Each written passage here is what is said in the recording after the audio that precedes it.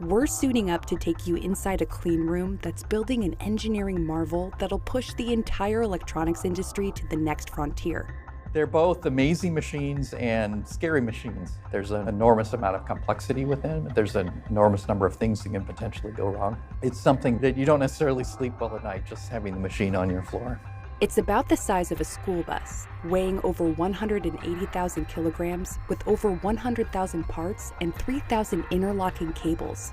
Pop the hood, and you'll see lasers shooting tiny droplets of tin, generating plasma that'll get collected and reflected by a series of mirrors to then etch nanoscale patterns onto chips that'll eventually go into your next cell phone. And after 30 years of innovations in physics, chemistry, and material science, it's about ready for its debut. An integrated circuit, or chip, is one of the biggest innovations of the 20th century. It launched a technological revolution, created Silicon Valley, and everyone's got one in their pocket. But if you zoomed in on one of those chips, I mean really zoomed in, you'd find a highly complex, nanoscale-sized city that's expertly designed to send information back and forth. Semiconductor lithography is the ultimate alchemy, turning sand into gold. You start with a silicon wafer, you add insulators, you add something called a gate, which you apply a voltage to it, and it turns on or off the flow of electrons. That's the little switch that sort of does the 0 to 1s that you always hear about. You build up in a sequence of layers the network, the streets and buildings that you need in order to make these transistors and interconnect those transistors. At the end, you can turn that into something that has substantially more value than a bucket of sand. At big tech conferences, chip manufacturers will announce they've hit impossibly small new milestones, like 22 nanometer, then 14 nanometer, and 10 nanometer designs. That means they found a way to shrink the size and increase the number of features on a chip, which ultimately improves the overall processing power. This is what's been driving the semiconductor industry, a drumbeat called Moore's Law. Moore's Law is an expectation, it's not a natural law. It's an expectation that we innovate at a pace of roughly doubling the density every 2 years. All of those things allow us to offer better products, allow us to offer cheaper products with the same capability, and that in turn drives the demand for the overall industry. That means we've got to be able to cram in more and more functionality per square millimeter on a chip. All of the designs, all the streets and everything have to be smaller and smaller in dimensions. Moore's Law has been predicted to be dying for a long time, and yet it never is, because each generation of engineers knows it's their expectation to keep working on it, to keep going at a certain pace. The core technique at the heart of this expectation is called photolithography. It's a chip manufacturing process that's similar to darkroom photography, but instead of a negative for a picture, they're using something called a mask or reticle to expose a geometric print. It's basically a projection system where we have light source, a mask or reticle, which is the blueprint, then the wafer, and we have to manage the light on the way through to get a perfect reproduction of that pattern on a silicon wafer. That enables you to build all of the billions of transistors that you need in order to make a functional chip. The light sources are lasers, created from a mixture of gases like carbon dioxide or argon fluoride. When excited by an electric current, the gas molecules will emit laser radiation that are then tuned to a specific wavelength that imprints the chip design. There's a drive to get the light source to shorter and shorter wavelengths, because the shorter it gets, the more transistors you can cram onto a chip. In terms of the electromagnetic spectrum, what we can see visibly is between about 400 and 650 nanometers. The chip industry's gone from 365 nanometer wavelengths to 248 to something called argon fluoride immersion. So argon fluoride refers to a wavelength, 193 nanometers. It is produced using a deep ultraviolet laser light source. The industry tried to go to 157 nanometer light, and that failed after companies had invested hundreds of millions of dollars in it.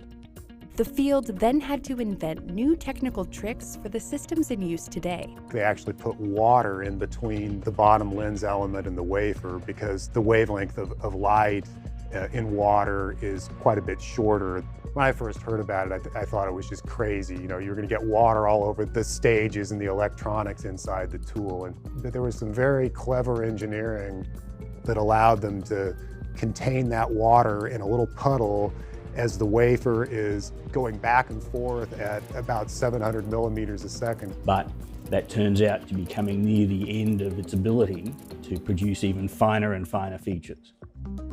So to keep Moore's law on track without breaking the laws of physics, chip manufacturers have been racing to bring this technology online: extreme ultraviolet lithography. It takes the wavelength of light from 193 nanometers down to 13.5. The jump is much larger than what we would normally do, and that's partly because it's more of a disruptive technology. The first academic work on EUV was done in 1986 when I was still an undergraduate in college. Through my whole career, we've been hearing that EUV was coming. There were so many fundamental problems with using these soft X-ray wavelengths for a lithography tool.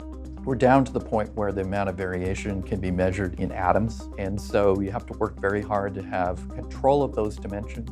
And that is where ASML comes in. ASML is the most important tech company you've never heard of. We build the big machines that make small chips. EUV was a massive step for us to undertake. Not only did we need to have an entirely new scanner because we had to work in the vacuum and at wavelengths where you need to have only reflective optics, which required a huge amount of innovation, but we also needed a new light source as well.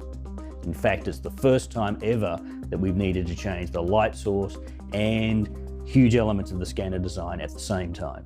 But for this story, we're just going to focus on the lasers. Here's how they work in the machine. The source of the light is a tiny little droplet of tin. So they're smaller than the diameter of a human hair, which we fire across the vessel, and then we intercept those with a pulsed laser beam of very high power.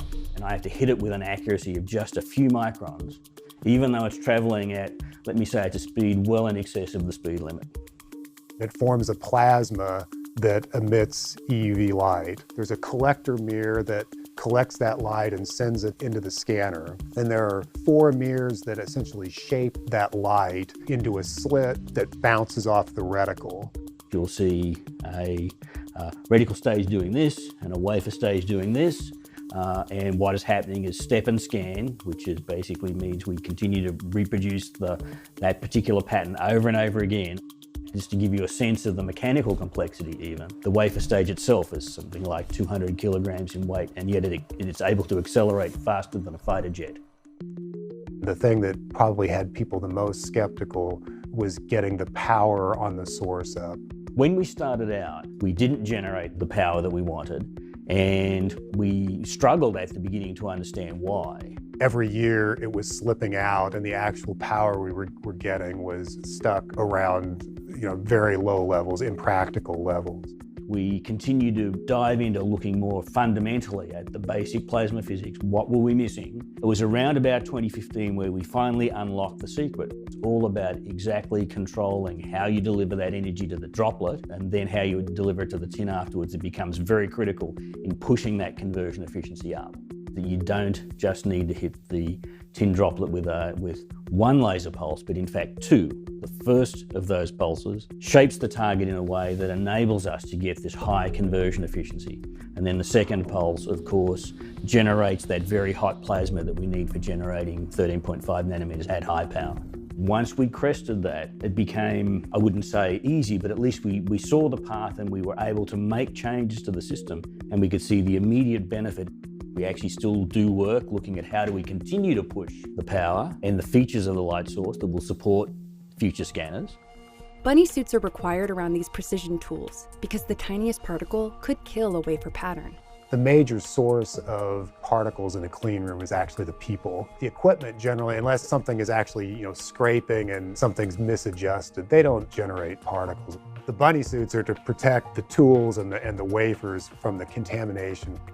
Here we have largely the manufacturing activities as associated with the droplet generator. We also have an area we call integration, where we look at the entire source and how it performs. When you go into look at an EUV source, you see a large vessel with lots of interconnects and everything. We have gas, power, water, etc. that needs to be delivered. We'll see a beam transport system, so where we actually bring the high power laser beam into the vessel. ASML has been shipping this machine to chip manufacturers, And it takes 40 freight containers spread over 20 trucks and 3 cargo planes just to send one of them.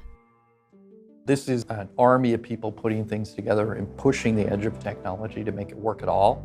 And then, of course, having to make it work day in and day out. The EUV scanner is the most technically advanced tool of any kind that's ever been made.